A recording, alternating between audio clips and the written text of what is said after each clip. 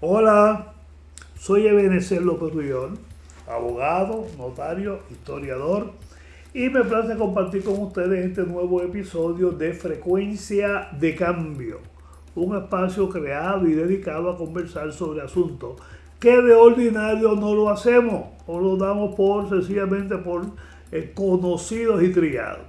Y uno de esos asuntos que de ordinario no hablamos y que hay veces que hablamos en error es todo lo relacionado con los derechos de los trabajadores y trabajadoras. Puerto Rico tiene una constitución que ciertamente no lo es, porque no es la ley de más alto rango, y eso es una constitución en un país. Pero Puerto Rico tiene una constitución que es una ley especial aprobada en Puerto Rico con un plebiscito y después aprobada por el Congreso de los Estados Unidos de América y su presidente, y se convirtió en ley. Y le llamamos la Constitución de Puerto Rico, sea o no lo sea. Pero esa Constitución en su tiempo, cuando se pone en vigor, en el 1952, es una de avanzada, porque recoge en su texto una serie de derechos que para gran parte del mundo no rebasaban la calidad de sueños.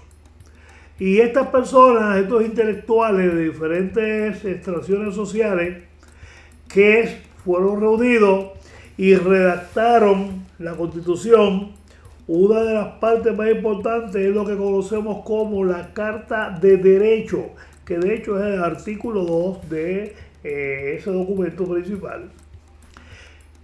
Y ese artículo 2, establece derechos para todos los ciudadanos, derechos que el Estado no puede tocar, no puede trastear. Y es importante que en ese esquema hay unas secciones que son particularmente dirigidas a los derechos de los trabajadores y trabajadoras. Y son las secciones 16, 17 y 18 de ese artículo 2 de la Constitución de Puerto Rico. ¿Y qué es lo que plantean esas secciones? Oiga, lo que plantea primero es que el que trabaja tiene derecho a hacerlo libre de riesgos para su integridad y su salud. Eso es importante. Así que quedan atrás aquellas condiciones de trabajo terribles. Por ejemplo, los muelles que se cargaban sacos de 200 libras, después de 150.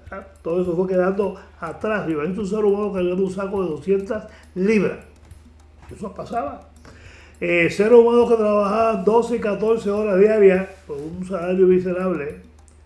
Seres humanos que trabajaban sin guantes o sin protección alguna, hasta sin botas y zapatos.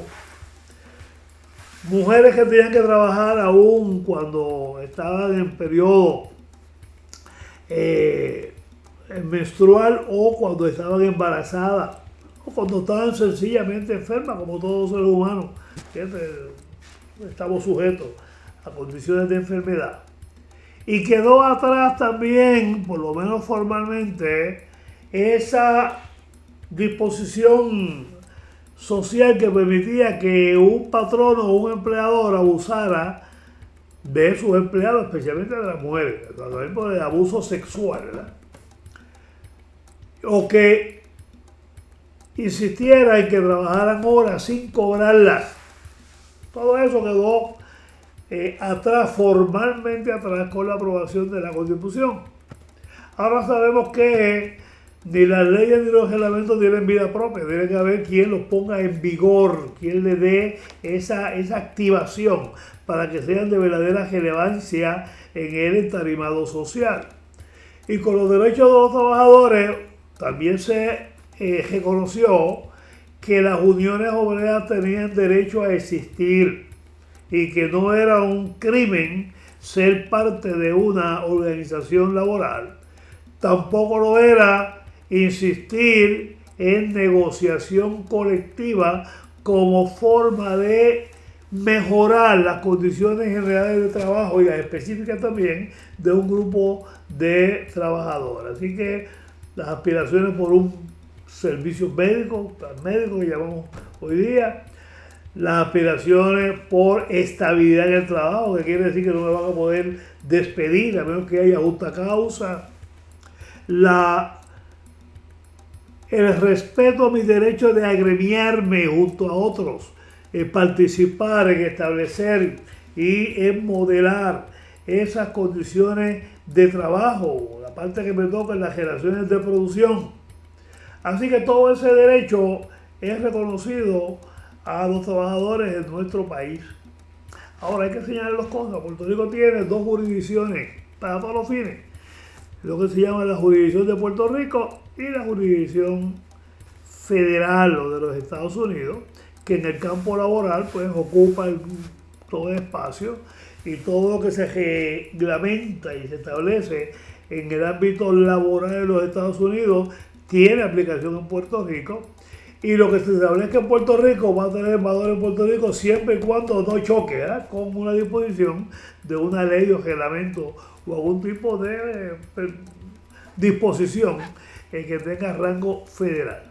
Así que con eso en mente hay que señalar que el derecho de los trabajadores a organizar sindicatos y a pertenecer a sindicatos tiene un rango constitucional en Puerto Rico, con la limitación que ya señalé, y también lo tiene el derecho a la negociación colectiva, que es ese ejercicio para establecer condiciones de trabajo mutuamente aceptables por acuerdo. Establecemos condiciones de trabajo y de compensación y de tiempo libre y de protecciones. Eso sale de la negociación colectiva. Con el tiempo, los sindicatos se fueron haciendo cada día más débiles como son hoy día y obviamente pues los patronos no tenían prácticamente una contraparte.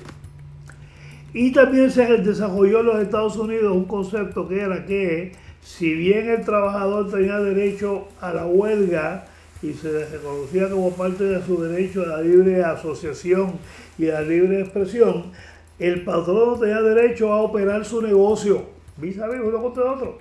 Así que eran dos derechos.